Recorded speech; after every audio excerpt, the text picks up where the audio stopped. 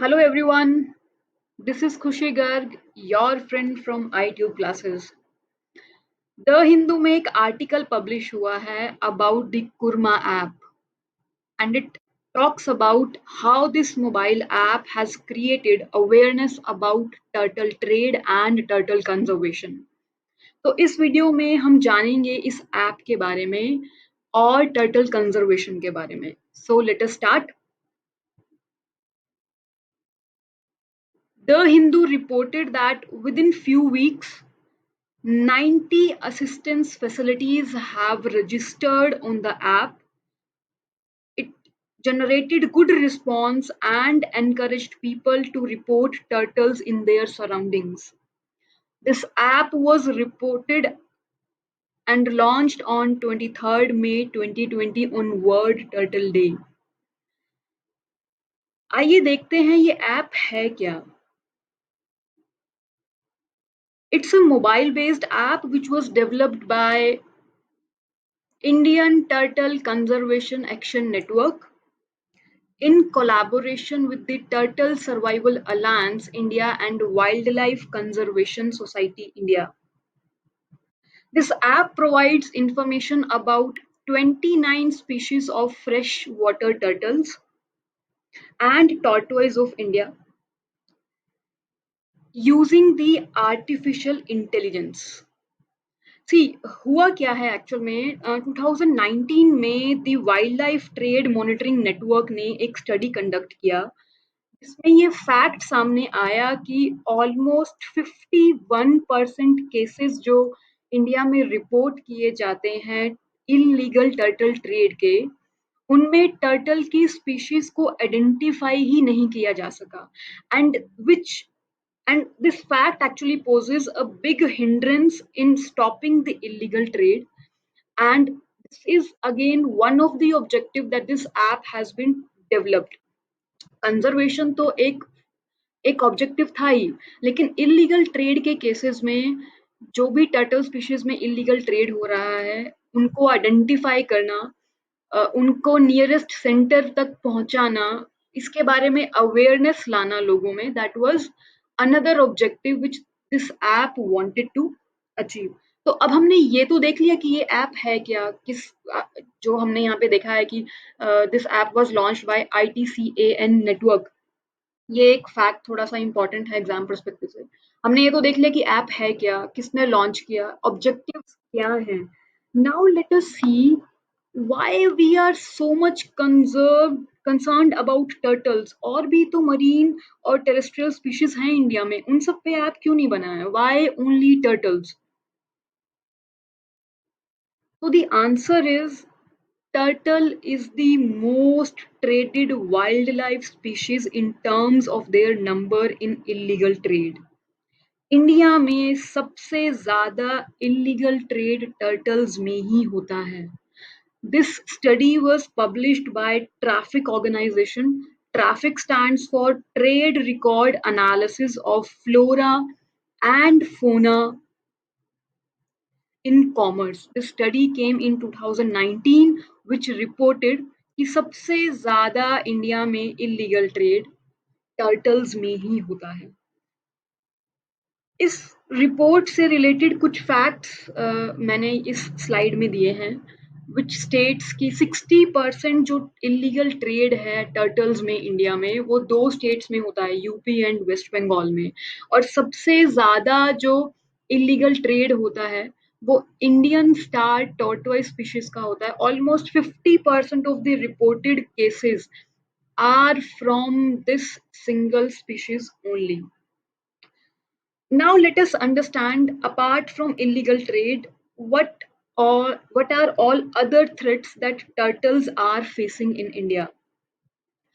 कुछ natural threats हैं. Natural threats की अगर हम बात करें तो जो अडल्ट स्पीशीज हैं टर्टल्स की, उन पे बिग फिशेज या क्रोकोडाइल्स जो हैं वो ओशियन में या मरीन वाटर में अटैक करते हैं. तो जो अडल्ट टर्टल हैं उनके लिए एक ये बहुत बड़ा थ्रेट है. सिमिलरली जो एग्स हैं टर्टल्स के, या जब वो ब्रीडिंग जो उनके ग्राउंड्स हैं, उन ब्रीडिंग ग्राउंड्स पे जो मेजर चैलेंज आता है natural, that is from the carbs and birds and mammals on beaches, ये एक नेचुरल थ्रेट है टर्टल्स के लिए। उसके बाद कुछ एंथ्रोपोजेनिक थ्रेट्स हैं like global warming.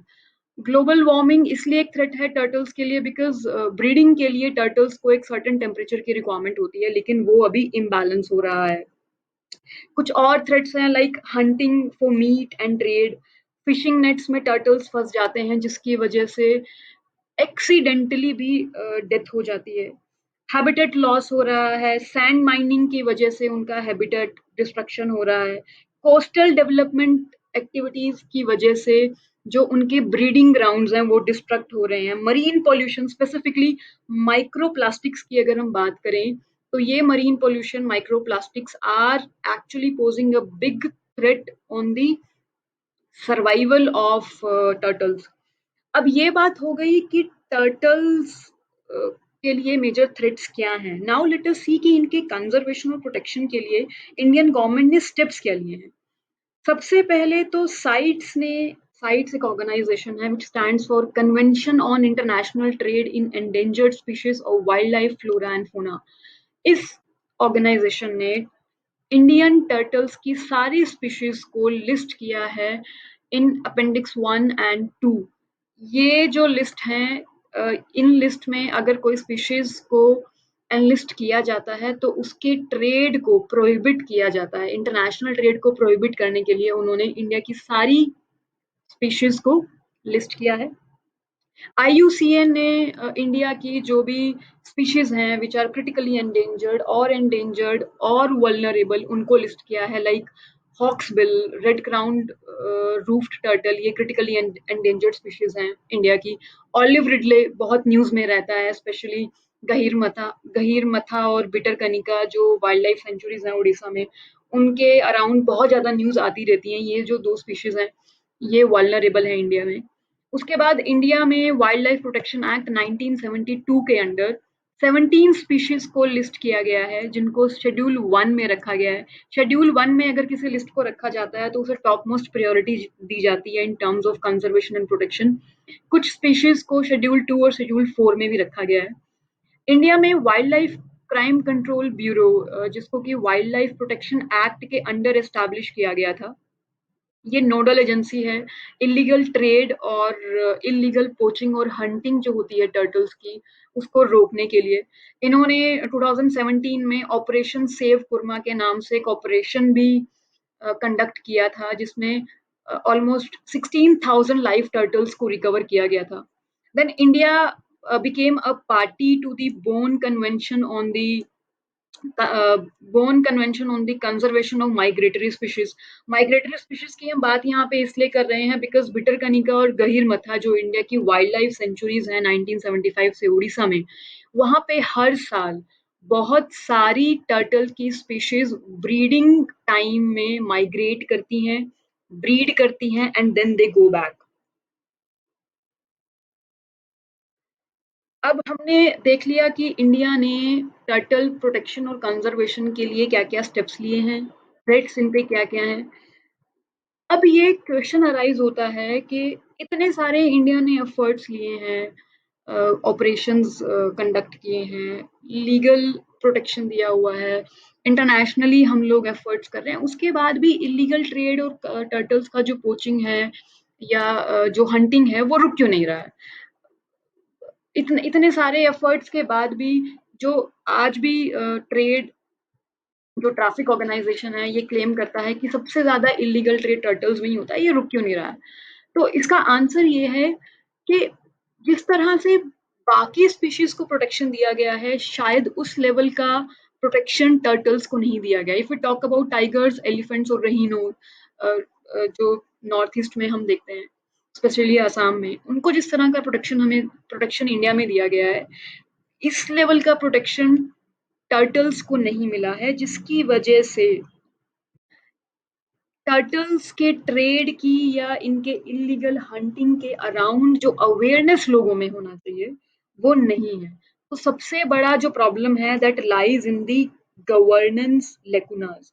So the need of the hour is the strong intelligence network to tame illegal trade, strong protection and awareness campaigns with of course community participation, that is must. community participation के बिना turtles के trade को रोकना, उनकी poaching hunting को रोकना, उनको conserve करना will be very very difficult, because turtles के ब्रीडिंग ग्राउंड्स की हम बात करें या फिर टर्टल्स जहाँ जहाँ पे मिलते हैं, that area is very very vast.